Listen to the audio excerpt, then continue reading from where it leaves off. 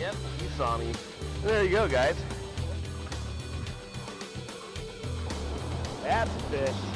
There you go, guys. That's unreal! Oh, this is such an awesome looking fish. Oh, yeah! Alright, guys, check that out. What's up, everyone? Scott the TroutHammer here, back with another top 5 video for you guys, and this time we're going to do something a little different. Usually on these videos I talk about different fishing techniques or different lures. I got a whole playlist of these videos. If you guys want to check those out, I'll put a link for them up here in this corner. So it's been actually 3, maybe 4 years since I've done one of these videos, so to give me suggestions, I actually left it up to the community to tell me what they wanted to see me do a top 5 video on, and it was Hunter Likesman that actually gave the best ideas, and he had an idea that I was sitting here going, wait, why didn't I think of that? It's so easy and obvious for what I do here, but what the suggestion was the top 5 species to fish for in Oregon. I actually like the idea so much, I'm actually going to do a 2-part top 5 video. So this is going to be part 1, and the other one, part 2, I'll release later on down the road. And the way I'm actually going to divvy these up for like the part 1, part 2, part 1 is going to be the top 5, what I think is probably the prime fishing species to target here in Oregon, and the other part 2, is going to be 5 species that you shouldn't sleep on here in the state. So if you want to see that part 2 when it comes out, if you guys are new to this channel, hit that subscribe button down there and click the notify bell next to it. Click all notifications so you'll be the first to see all the great content that's going to come from this channel. So as I was getting ready to put this video together and I was thinking about different fish species and what I want to talk about, I was thinking, how am I going to rank these? Do I want to just say really no particular order at all, or did I actually want to go like a top number 1 to like, you know, a number 5? So I came down to 3 criteria I'm going to stick to. And the first criteria is what makes that fish species special to Oregon?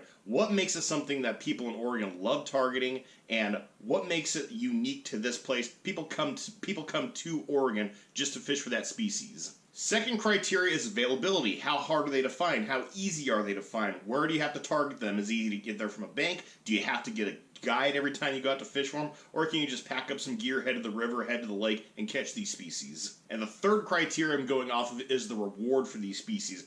That's counting, you know, eating it, if it's a trophy species, if it's something you just want to make a great video fishing for. All those things kind of rolled into one. So with all that said, my number 5 species to target in Oregon has to be sturgeon. Geographically, we looked out here in Oregon that we're one of the few places in the United States that actually has sturgeon, and some really big sturgeon. Thanks to the Columbia River system, we get the opportunity to have some absolute monsters. And there's some guides out there like Broken Back Fishing that'll take you out to get the giant 400, 500, 600 pound monsters, absolute dinosaurs. Easily one of the hardest fighting freshwater species you can find, and probably the hardest fighting freshwater species found here in Oregon.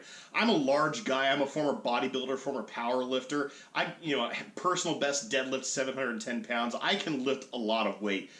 Sturgeon took me out. And it wasn't even a very big sturgeon. I think we calculated off of its weight, it was somewhere around like 60 pounds, but in the water, they have so much strength and they have the advantage. In terms of availability to find them, you kind of got to find the real deeper rivers, so you got to go to places like the Snake River, the Columbia River, the Willamette River, find some of the deeper spots like under falls, under dams. But in the winter they actually roam out in the shallows while the water is cold. I've seen pictures and videos of people have sent me of sturgeon in inches of water. And I'm not talking little pups, I'm talking full-size adult sturgeon. Reason why they're not higher up on this list is because white sturgeon here in Oregon are really protected. Even if you get the tag, you can only harvest 2 adult fish per year, and they have to be in a certain fork length from tip of the nose to the fork of the tail. I've never eaten sturgeon, but I hear it's delicious. So make sure you cut all that red meat off. I hear that's pretty gamey. So primarily the reward for sturgeon is the experience. I mean, I know there's guide services on the Snake River that'll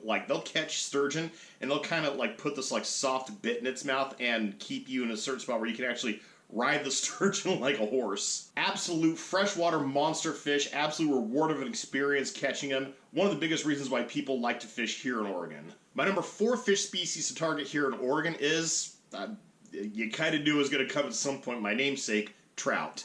Now I'm rolling all trout species together in this, whether it's stock trout, wild rainbow trout, cutthroat trout, Mackinaw trout. We do have Mackinaw trout here in Oregon. Reason why they're number 4 is because in Oregon, there isn't a time of year that you can't fish for trout. Here in the winter and the spring and the late fall, We have a really good stocking program that keeps a lot of local lakes and ponds stocked. Even some rivers get stocked with rainbow trout. But even during the hotter months, like in the summer, you can head up to the high mountain streams and fish for wild trout, and those things are a trip.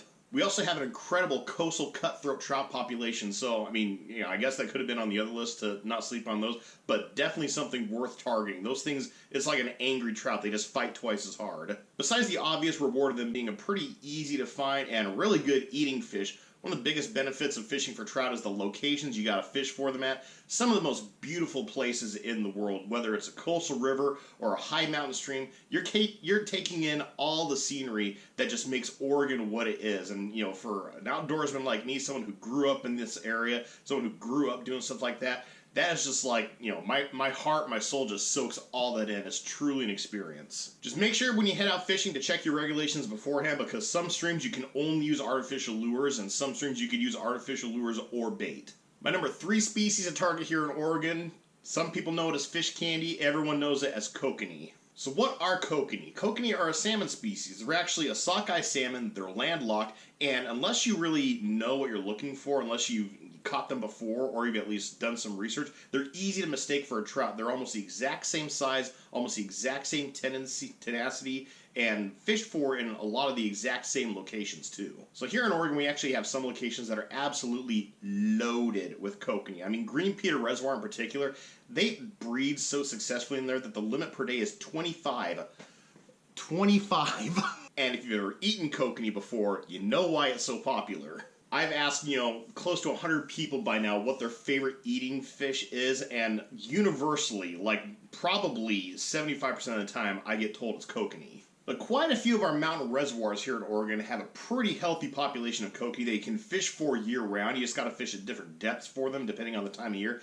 But I'm talking about places like Paulina Lake, Detroit Reservoir, Crescent Lake, Cougar Reservoir, Green Peter. You got a pretty wide selection here. And when I say fish candy, I mean it. I mean, you just cut those things in strips and smoke them with some sort of like brown sugar, some kind of glaze on them. Pardon me.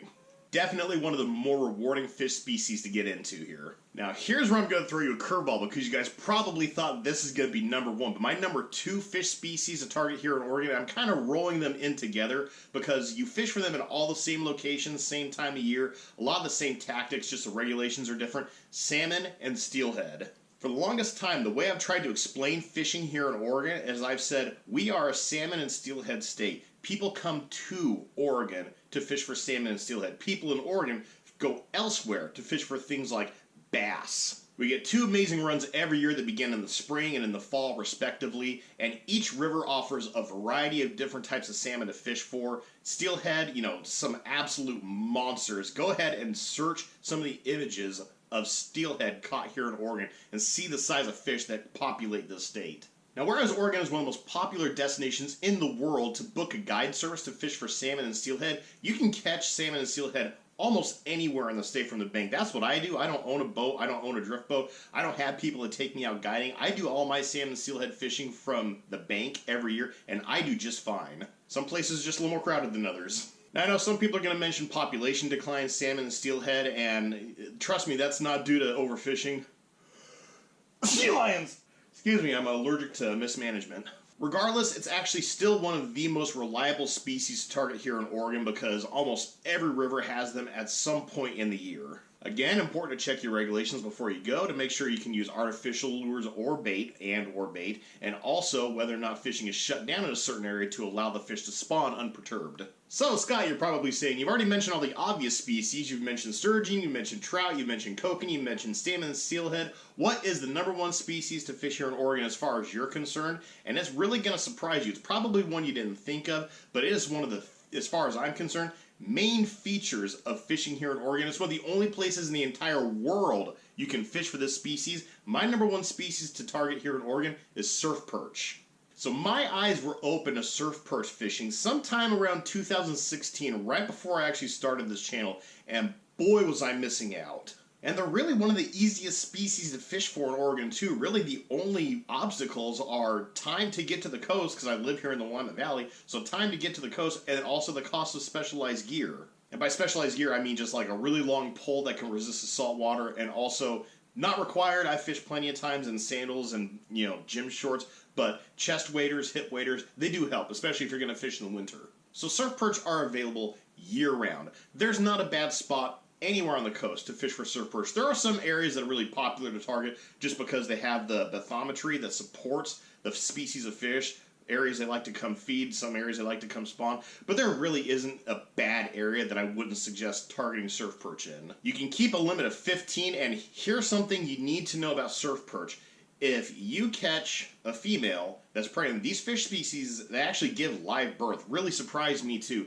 If you catch a pregnant female and she aborts the babies in the bag when you're taking it back, if you get a game warden come walking by that's going to check how many fish you have in there, you'll get dinged for every single one of those fish in there. So make sure you look out for that when you fish for them. Personally, surf perch are my #1 eating fish because their anatomy and their meat's actually really similar to a crappie, so they're a really good frying fish too. Great fish taco fish. Anymore, I gauge the size of the fish that I catch, not on its length, not on its weight, but the number of fish taco fillets I'm getting off of it. You'll see me in my videos catch these things and I'll go, yeah, it's about a 4 taco fish. It's about a 6 taco fish. So they're pretty easy to fish for. They're relatively easy to find. They're great eating fish. You can keep a lot of them. But the thing that really makes surf perch unique to Oregon, and one of the features of fishing here in Oregon, is because surf perch are an exclusively Eastern Pacific species.